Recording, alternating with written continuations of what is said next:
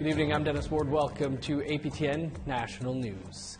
We begin tonight with birth alerts. It's the practice of hospitals giving confidential health information of pregnant women to child welfare agencies. It's then often used to apprehend children at birth. A First Nations woman from Toronto is part of a new proposed class action lawsuit against the practice. APTN's Fraser Needham reports. Catherine Gandy knows all too well the pain of dealing with a coercive child welfare system. Her first two children were once apprehended by Native Child and Family Services Toronto, and a third was subject to a birth alert without her knowledge in 2016. It's been excruciating, painful, a lot of trauma, loss, and grief, disenfranchised grief, because it's not acceptable by society to mourn birth alerts, forcible separation. Parents are often looked at as if there's something that they've done wrong when that's not true. According to the statement of claim, the speculative child protection concerns motivating the birth alert scheme are grounded in discriminatory assumptions regarding which individuals are likely to be neglectful, abusive, or incapable parents. As a result, birth alerts are disproportionately employed against Indigenous, racialized, and/or disabled pregnant persons. Lawyer Tina Yang says birth alerts violate a number of basic human rights. The core issue with the birth alert process is that there's no jurisdiction for a child protection authority to act before there is a child.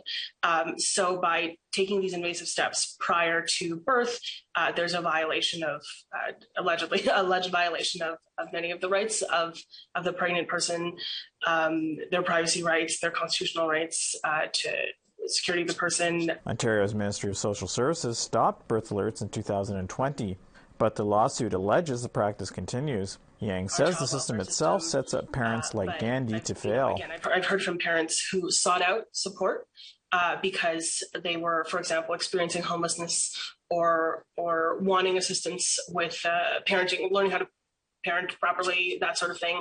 And the response, again, instead of providing the assistance, is to sort of redirect to this punitive track, as I've called it, with the birth alert and then the investigation, the apprehension.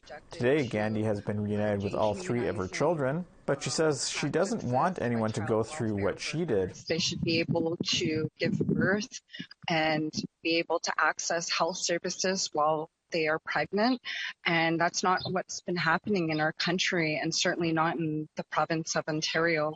APTN reached out to Native and Child Family Services Toronto, the Children's Aid Society of Toronto, and the Ontario Attorney General's office for comment, but had not heard back by airtime. Fraser Needham, APTN National News, Ottawa.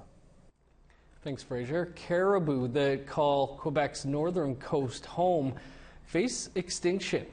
Preserving them and saving jobs is the task of an independent commission on forest and mountain caribou. The commission's highly anticipated last hearing was held in Innu territory. However, the impatience of Innu chiefs is rising because this isn't the first meeting about the issue. This is a report by Shushan back on.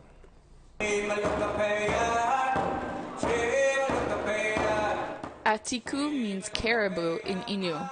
For many generations, Atiku have allowed Innu to survive glacial winters on their traditional territory, the Nitassinan.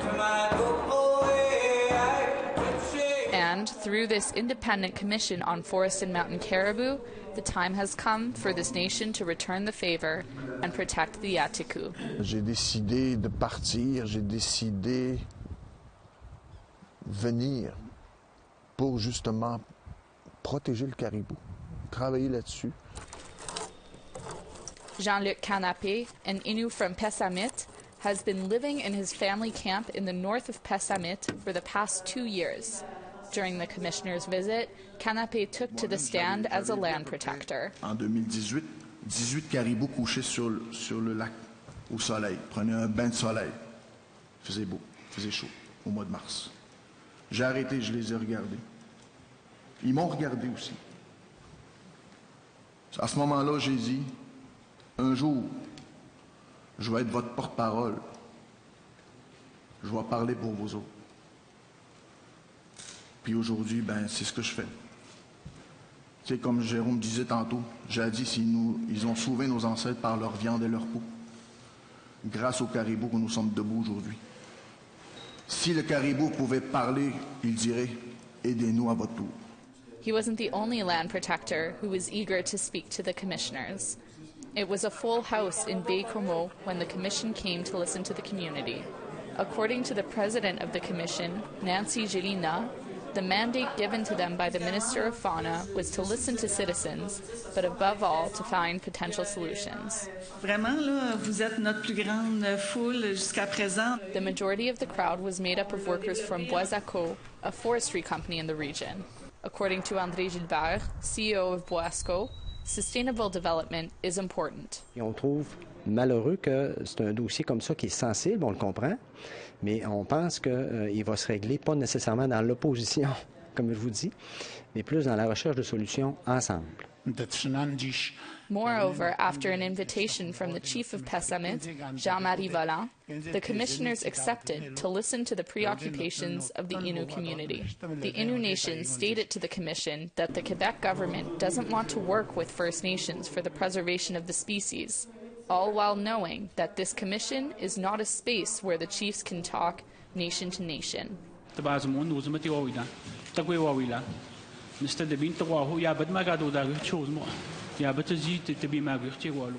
A final notice will be sent to the provincial government for the preservation of caribou living on Pitmouakan, a protected area. Many chiefs from the Innu Nation traveled to Pessamit to support their chief. Parce qu'on parle ici de droits fondamentaux, on parle de droits sur le territoire, on parle de territoires ancestraux, on parle de pratiques traditionnelles, on parle de titres sur le territoire au sens très très large. Et c'est justement là que le gouvernement ne veut pas aller. Now that hearings are over, the Commission has to make recommendations to the Quebec government. Until then, Jean-Luc can rest easy knowing he served as a spokesperson for the Atiku. A report by Shushan Bacon, APTN National News, Pessamit, Quebec. Now to Hay River Northwest Territories, where it's going to be a long road to recovery for 4,000 residents forced to evacuate after extreme flooding. Our reporter Charlotte Moore-Jacobs reports with this update.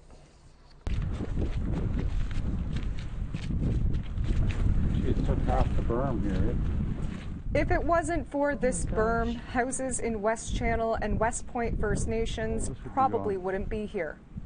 Even so, the aftermath from ice jams and high water flooding along the Hay River in the Northwest Territories is devastating. I just bought the place about a year and a half ago, and we had a little bit of water, but yeah, nothing like this. Like, my shed was 20 feet over there, and it was facing this way. I had a place that was sitting here, and a little purple house. It's about 5 blocks down. Some of it is, like, the top sides of it seemed to stay dry, so I think that saved my floor. Yeah. So like everyone here, Jamie McPherson is working round the clock, cleaning, recovering, and repairing.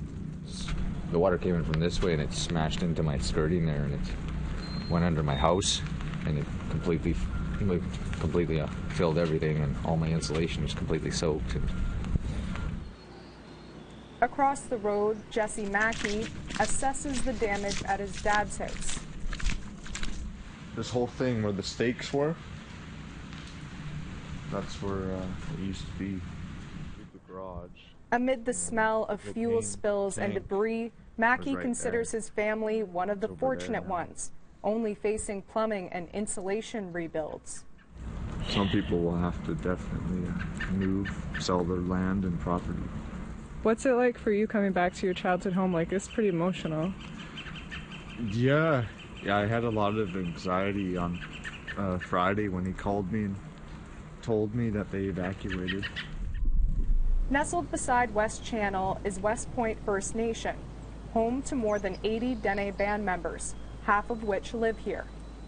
While some of the flooding is expected in the spring, membership here have been voicing their desires for mitigation. The week of the flood, West Point membership spoke towards mitigation at the community's town hall for evacuees. Every year we get evacuated, and our creek is always getting flooding in our community, and we'd like to see a gate. The area also has strong Métis roots. President of the Hay River Métis Council, Trevor Beck, says despite hardships, Northerners have each other's backs. The Métis membership has been very confident, I think, in getting through this. We're here, and we're going to be here no matter what happens to Hay River or the North. For Métis only, I would say that it's beautiful. The communities around us and the Métis communities around us have just, like, from day one, come, we'll help, whatever you want, whatever you need. Across the river on N.W.T First Nation, roads are compromised, houses damaged, and the graveyards flooded. The Crown Indigenous and Northern Affairs will foot the bill for repairs, a cost unknown at this time. And according to Chief April Martel, rebuilding could take years. Now we have to go on a political level, and say, talk to, environmental people and say, what can we do to prevent this from happening? Because back in the day, we used to be able to dredge, but because of environmental issues, we weren't able to dredge. So hopefully that can be subtopic. They used to use other methods back in the day, like explosives, so the ice can just flow out. Martel says the First Nation will consult with elders on mitigation who remember the flood of 1963. But the idea of relocating homes may not be in the cards. We can possibly move the houses higher and help them to move the houses higher rather than moving their home. Because I don't feel that they would be comfortable to move to, somewhere higher ground. And then we'll have to do a whole new development. So that's part of like mitigation and national disaster plans. While the waters receded, the effects of a flood of this magnitude will be long-lasting. I'm just overwhelmed. I have nowhere to live. Charlotte Mort-Jacobs, APTN National News, West Channel. It's been a devastating start to the spring for so many dealing with flooding. We want to hear if you've been impacted. Here's how you can continue the conversation. You can send your emails to news@aptn.ca or leave a comment on aptnnews.ca. You can also find us on Facebook, Twitter, Instagram, YouTube, and TikTok. Follow APTN News to join the conversation and see our latest stories. Time now for a quick break, but stick around. There's more to come.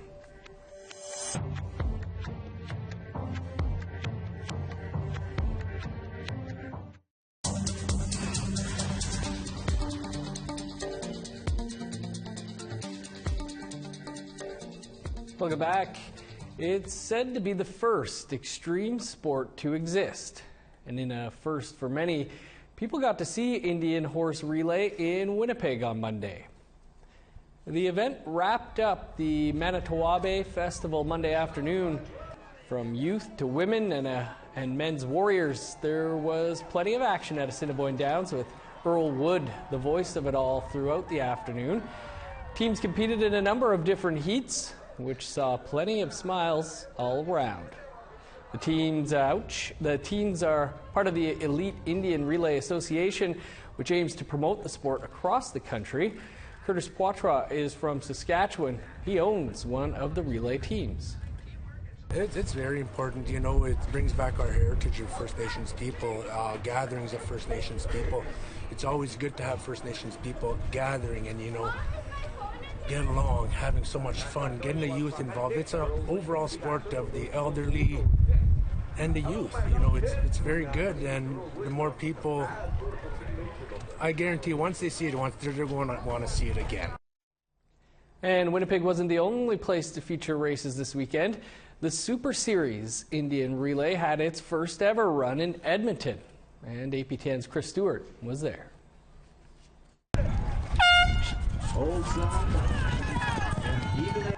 Hundreds of relay fans were on hand to watch the first event ever held by the Super Series Indian Relay.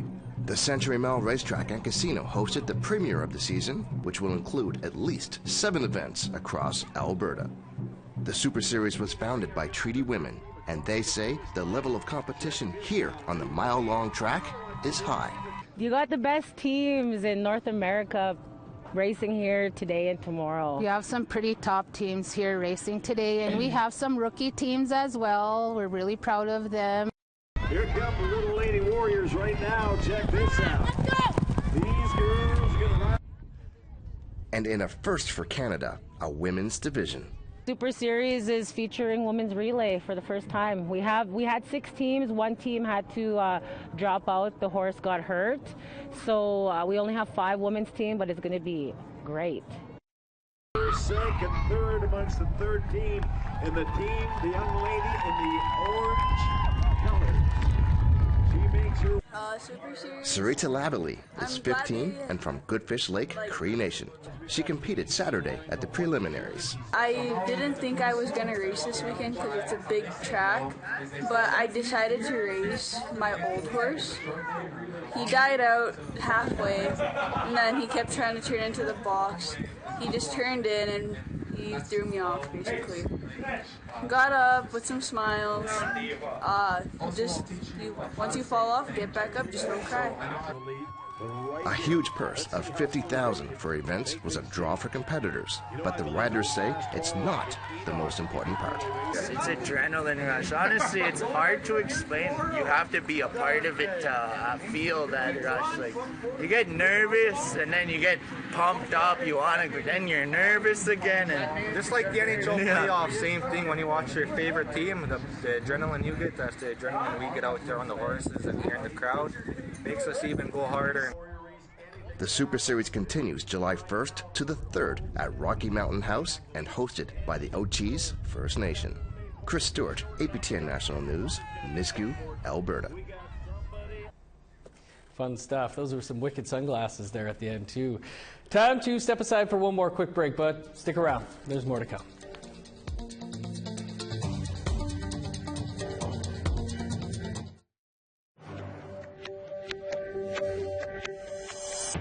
Welcome back. Time now for our photo of the day.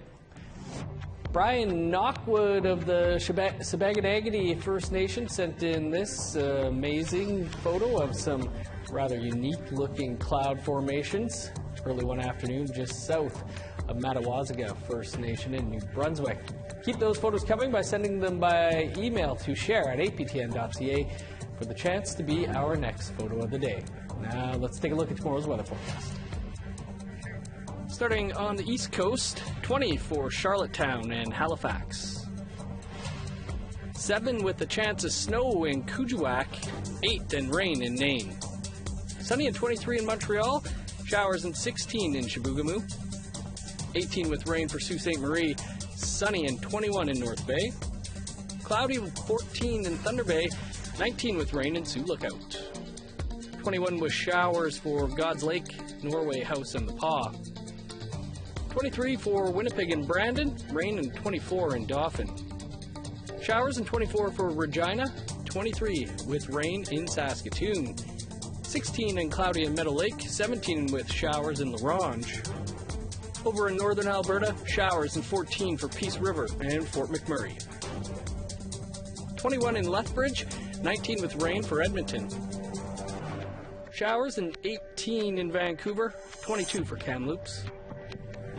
15 with rain in Prince George, rain, and 13 for Smithers. 14 in Old Crow, 17 for Dawson. Sunny and 14 in Yellowknife, 16 in Norman Wells. +1 in Sax Harbor, 14 is the high for Paulatuck. -2 with snow in Chesterfield, 0 and snow in Baker Lake. -4 with snow for Resolute, snow and 5 below in Joe Haven.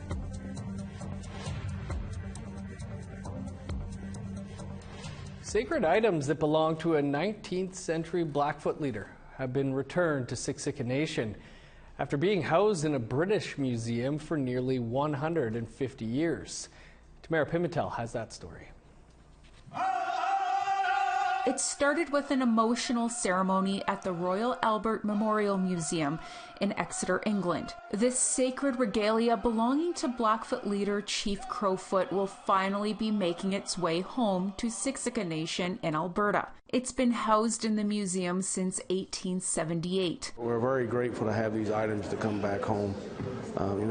We not only see this as one event, but we do see this as a relationship building, collaborative efforts on ways that we can open the door to bring many more items back. Chief O'Ray Crowfoot and a delegation from Siksika traveled to the UK for the ceremony. The regalia includes a buckskin shirt, leggings, a knife with feather bundle, beaded bags, and a horsewhip. Chief Crowfoot died in 1890. He was a prominent chief and respected leader in the Blackfoot community. He was one of the signatories to Treaty 7. Elder Herman Yellow Old Woman says he worked to have these items returned for over a decade. Then in 2020, Exeter City Council voted to give them back. As they're not just items, they are a living thing to our people. I knew it was going to be emotional for me, and I know it was with the rest of the team that is here. For the delegation, the trip is also about building relationships. We want to continue creating these relationships with the UK, with the museums here, as they all hold very special items that belong to our ancestors and to our people. The regalia will return on May 25th and will be on display at the Blackfoot Crossing Historical Park near Siksika Nation. Tamara Pimentel, APTN National News, Calgary. A new episode of Face to Face is coming up right after the news. Our guest tonight is lawyer and author M.A. Kraft. She recently co-edited a book on the impact Manitoba hydro projects have had on First Nations in northern Manitoba. Kraft also worked for the MMIWG National Inquiry, and she says there are connections between mega projects and violence against Indigenous women. Having worked at the inquiry, one of the primary questions that we asked about Indigenous women is what allows for the devaluation of Indigenous women's lives? And it's very similar in thought to what allows us to devalue land or to extract from land, is it's seen as being something to be taken up by someone who has more power. And so, there's interesting parallels there between what we do to the land and what we allow, what we do to women in these types of camps. And you can catch that entire conversation of Face to Face right here in less than 2 minutes, our second last episode of the season. That's all the time we have for your APTN National News for this Tuesday. For news anytime or more on anything you've seen here, visit our website, aptnnews.ca. And be sure to tune in tomorrow at 3 p.m. Eastern Time for the season finale of In Focus. I'm Dennis Ward. Thanks for being with us. Have a great night.